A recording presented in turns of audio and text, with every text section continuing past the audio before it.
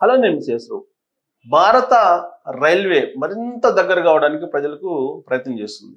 దాంట్లో భాగంగా ఇటీవల మనకి తాత్కాల కింద బుక్ చేసుకున్నటువంటి టికెట్స్ని బుకీలకి వెళ్లకుండా వాటిని ట్యాంపరింగ్ చేసి లేదంటే వాటిని బ్లాక్ చేసి వాళ్ళు హోల్డ్ చేసుకోకుండా ఉండే విధంగా ఆధార్ని అనుసంధానం చేశారు. దాంతో ఎవరికి వాళ్ళే ఇండివిజువల్గా తత్కాల టికెట్లను బుక్ చేసుకుంటున్నారు. ఇప్పుడు ఇంతకుముందు దాదాపుగా ఒక 2,50,00,000 మంది ఈ ఐఆర్సిటిసి వెబ్సైట్లో నమోదు చేసుకొని వాళ్ళు ఈ తత్కాల టికెట్ను బ్లాక్ చేసేసి ప్రైవేట్లో అమ్ముకునేవాళ్ళు, దందాలు చేసేవాళ్ళు. దానికి ఆల్మోస్ట్ చెక్ పెట్టింది, అది సక్సెస్ అయింది. ఇప్పుడు కరెంట్ బుకింగ్ కానీ లేదంటే రైల్వే బుకింగ్ని ఫస్ట్ 15 నిమిషాలు లేదంటే హాఫ్ అన్ అవర్ ఈ ఆధార్ లింకప్ అయినటువంటి వాళ్ళకే అవకాశం ఇచ్చేలాగా నిర్ణయం తీసుకుంది. ఇది సంచలనమైనటువంటి నిర్ణయం. ఆ తర్వాత మిగతా వాళ్ళు ఎవరైనా బుక్ చేసుకోవచ్చు. ఫస్ట్ ఆధార్ లింకప్ అయితేనే ఐఆర్సిటిసి వెబ్సైట్లోకి వెళ్ళి అలాంటి వాళ్ళకు మాత్రమే బుకింగ్ అవకాశం కల్పిస్తుంది. దీని ద్వారా ఏంటంటే ఈ బల్క్గా బుక్ చేసేటువంటి కొంతమంది ట్రావెలర్స్ ఉంటారు, ట్రావెల్ ఆఫీసులు పెట్టుకొని బల్క్గా బుక్ చేసి ప్రైవేట్గా ఎక్కువ రేట్లకు అమ్ముతూ ఉంటారు. అలాంటి వాళ్ళకి ఇంకా అవకాశం ఉండదు. ఫస్ట్ హాఫ్ అన్ అవర్ లేదా ఫస్ట్ 15 నిమిషాలు, ఆ తర్వాత బుక్ చేసుకోవచ్చు. ఇలాంటి ఫెసిలిటీని ఇప్పుడు ఇండియన్ రైల్వే కల్పించబోతుంది. దానికి సంబంధించిన న్యూస్ ఏంటి అని అంటే, ఇండియన్ రైల్వే ఈ మధ్యకాలంలో అనేక సంస్కరణలను చాలా వేగంగా చేపడుతుంది ప్రయాణికుల సౌకర్యార్థం. ఇప్పుడు దేశవ్యాప్తంగా రైల్వే ప్రయాణికులకు ఇది ఒక ముఖ్యమైనటువంటి అప్డేట్. ఎందుకనంటే రైల్వే టికెట్ల బుకింగ్ వ్యవస్థలో పారదర్శకత పెంచేందుకు, మోసాలకు అడ్డుకట్ట వేసేందుకు రైల్వే బోర్డు కీలక నిర్ణయం తీసుకుంది. 2025 అంటే ఈ సంవత్సరం అక్టోబర్ 1వ తారీఖు నుంచి జనరల్ రిజర్వేషన్ టికెట్ల బుకింగ్కు కూడా ఆధార్ను తప్పనిసరి చేయనుంది. సో జనరల్ బుకింగ్ ఇప్పుడు దాకా ఏంటి, ఎవరైనా చేసుకోవచ్చు, కానీ ఇక నుంచి ఆధార్ అనుసంధానం అయి ఉంటేనే ఈ బుకింగ్ వస్తుంది. అయితే ఈ నిబంధన బుకింగ్ ప్రక్రియ మొత్తానికి కాకుండా టికెట్లు అందుబాటులోకి వచ్చిన మొదటి 15 నిమిషాలకు వరకు మాత్రమే వర్తిస్తుంది. ఏమిటి కొత్త నిబంధన? ప్రస్తుతం తాత్కాల టికెట్లు బుక్ చేసుకోవాలంటే ఐఆర్సిటిసి ఖాతాకు ఆధార్ అనుసంధానం తప్పనిసరిగా ఉంది. ఇప్పుడు ఈ విధానాన్ని జనరల్ కోటా టికెట్లకు కూడా విస్తరించారు. ఉదాహరణకు ఒక ప్రయాణికుడు నవంబర్ 15న ప్రయాణించేందుకు శివగంగా ఎక్స్ప్రెస్లో టికెట్ బుక్ చేసుకోవాలనుకుంటే నిబంధనల ప్రకారం 60 రోజులు ముందుగా అంటే సెప్టెంబర్ 16న అర్ధరాత్రి 12:20 గంటలకు బుకింగ్స్ ఓపెన్ అవుతాయి. కొత్త నిబంధన ప్రకారం 12:20 నుంచి 12:35 మధ్య అంటే మొదటి 15 నిమిషాల పాటు కేవలం ఆధార్ వెరిఫికేషన్ పూర్తి చేసుకున్న ఐఆర్సిటిసి యూజర్లు మాత్రమే టికెట్లు బుక్ చేసుకోగలరు. ఆధార్ లింక్ లేని ఖాతాదారులకు ఆ సమయంలో బుకింగ్ చేసుకునే అవకాశం ఉండదు. ఈ కీలకమైన సమయంలోనే టికెట్లకు అత్యధిక డిమాండ్ ఉంటుంది కాబట్టి నిజమైన ప్రయాణికులకు న్యాయం చేసేందుకు ఈ నిర్ణయం తీసుకున్నట్లు రైల్వే అధికారులు తెలిపారు. పండుగల సీజన్లో ప్రయోజనాలు ఉంది ఇలాంటి ప్రక్రియ వల్ల. ఎలా అంటే దీపావళి, హోలీ, చాట్ పూజ వంటి ప్రధాన పండుగల సమయంలో, అలాగే పెళ్లిళ్ళ సీజన్లో రైలు టికెట్లకు తీవ్రమైన పోటీ ఉంటుంది. బుకింగ్స్ ప్రారంభమైన కొద్ది క్షణాల్లోనే టికెట్లు అయిపోతాయి. ఈ డిమాండ్ను ఆసరాగా చేసుకుని కొందరు అక్రమార్కులు, ఏజెంట్లు మోసపూరిత పద్ధతుల్లో టికెట్లను బ్లాక్ చేస్తున్నారు అనే ఆరోపణలు ఉన్నాయి. ఈ కొత్త ఆధారిత నిబంధనతో ఇలాంటి అక్రమాలకు అడ్డుకట్ట పడుతుందని రైల్వే బోర్డు భావిస్తుంది. దీనివల్ల సాధారణ నిజమైనటువంటి ప్రయాణికులకు టికెట్లు దొరికే అవకాశాలు మెరుగుపడతాయి.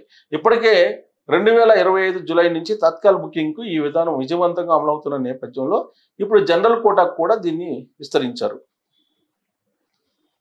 ప్రయాణికులు ఏం చేయాలి?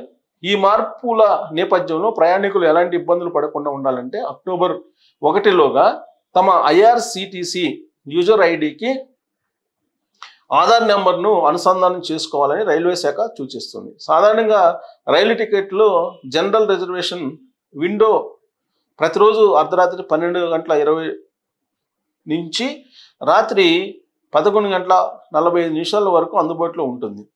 కొత్త రూల్ కేవలం మొదటి 15 నిమిషాలకు మాత్రమే వర్తిస్తుంది. ఈ మార్పు ద్వారా దేశంలోని కోట్లాది మంది ప్రయాణికులకు మరింత సురక్షితమైన, న్యాయమైన టికెటింగ్ ప్రక్రియను అందించడమే తమ లక్ష్యమని రైల్వే అధికారులు స్పష్టం చేశారు. సో రైల్వేలు అనేకమైనటువంటి సంస్కరణలు చేస్తున్నాయి. ఆ సంస్కరణలో ఇది ఒకటి. కాకపోతే కరోనా ముందు సీనియర్ సిటిజన్స్కి రాయితీతో కూడినటువంటి రైల్వే టికెట్లు ఇచ్చేవాళ్ళు, అలాగే జర్నలిస్టులకి ఇచ్చేవాళ్ళు, వివిధ రకాల అలాగే ఈ రిటైర్డ్ అయినటువంటి సోల్జర్స్కి ఇలాంటి వాళ్ళందరికీ కూడా ఇచ్చేవాళ్ళు. కానీ ఇప్పుడు ఎవరికి రాయితీలు లేకుండా ఆల్మోస్ట్ రాయితీలు లేనటువంటి ప్రయాణాన్ని ఇప్పుడు రైల్వే అమలు చేస్తుంది. చాలా కాలం నుంచి ఈ సీనియర్ సిటిజన్స్ రైళ్లలో తమకు రాయితీ ఇవ్వాలి, గతంలో 50% రాయితీ ఉండేది, ఆ రాయితీ ఇవ్వాలని కోరుకుంటున్నారు కానీ ప్రభుత్వం దాన్ని పరిశీలించట్లేదు. బట్ అనేకమైనటువంటి సంస్కరణలు చేపడుతుంది. అలాంటి వాటిలో ఇప్పుడు ఆధార్ అనుసంధానం చేసి అక్రమార్కులని అడ్డుకట్ట వేసి నిజమైనటువంటి ప్రయాణికులకు రైల్వే టికెట్లు, రైల్వే రిజర్వేషన్లు లభించేలా ఒక ప్రయత్నం అయితే రైల్వే శాఖ చేస్తుంది. మరి ఈ ప్రయత్నం ఫలిస్తుందా అనే దాని మీద మీరు కామెంట్ చేయొచ్చు. రైల్వే ఇప్పుడు కొంత ట్రాక్స్ని బాగు చేస్తుంది, అలాగే వందే భారత్ రైళ్లను తీసుకొస్తుంది.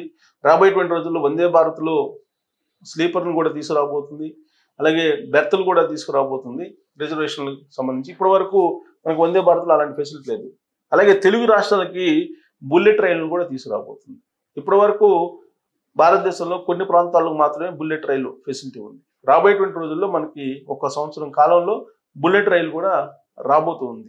అత్యంత వేగంతో, అత్యంత భద్రతతో సౌకర్యవంతమైనటువంటి ప్రయాణాన్ని కల్పించడానికి రైల్వే ప్రయత్నం చేస్తుంది. ఈ ప్రయత్నాలన్నీ కూడా ప్రయాణికుల సౌకర్యార్థమే. అలాగే రైల్వే స్టేషన్ని ఆధునీకరిస్తుంది.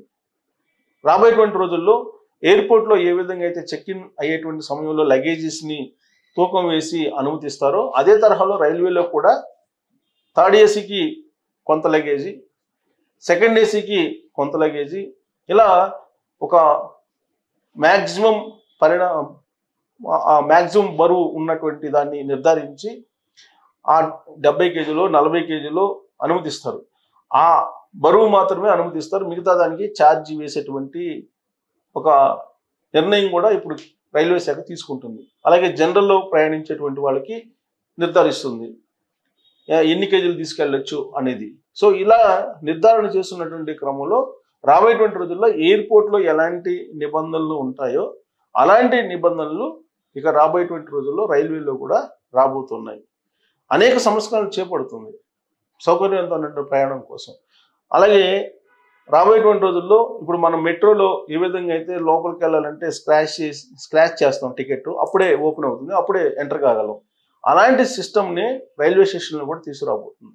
ఇప్పుడు ఒక ప్రయాణికులు ఎవరైనా సెండ్ ఆఫ్ ఇవ్వాలంటే ఆయనతోటి ఒక 4-5 వెళ్ళి సెండ్ ఆఫ్ ఇచ్చేస్తూ ఉంటారు. ప్లాట్ఫామ్ టికెట్ తీసుకోవట్లా చాలామంది. కానీ రాబోయేటువంటి రోజుల్లో అసలు ప్లాట్ఫామ్లోకి రైల్వే స్టేషన్ లోపలికి ఎంటర్ కావాలంటే ఈ స్క్రాచ్ సిస్టమ్ని పెట్టబోతున్నారు. సో భారత రైల్వే చేస్తున్నటువంటి అనేక సంస్కరణలు ఉన్నాయి. దాంతోపాటు రైల్వే శాఖలో ఉన్నటువంటి దొంగల్ని, దోపిడీదారుల్ని, అలాగే ఆన్లైన్ బుకింగ్ని ట్యాంపరింగ్ చేసేటువంటి వాళ్ళని, ఆన్లైన్ బుకీల్ని, వీళ్ళందరినీ కూడా కట్టడి చేసేందుకు టెక్నాలజీని ఉపయోగిస్తున్నారు. దాంట్లో భాగంగానే ఇప్పుడు ఆధార్ కార్డు అనుసంధానం అనేది పెట్టారు IRCTC. దాని కారణంగా బెనిఫిట్స్ ఏముంటాయి, నిజంగా బెనిఫిట్స్ ఉండే అవకాశం ఉందా అనే దాని మీద మీరు కామెంట్ చేయొచ్చు. Thank you.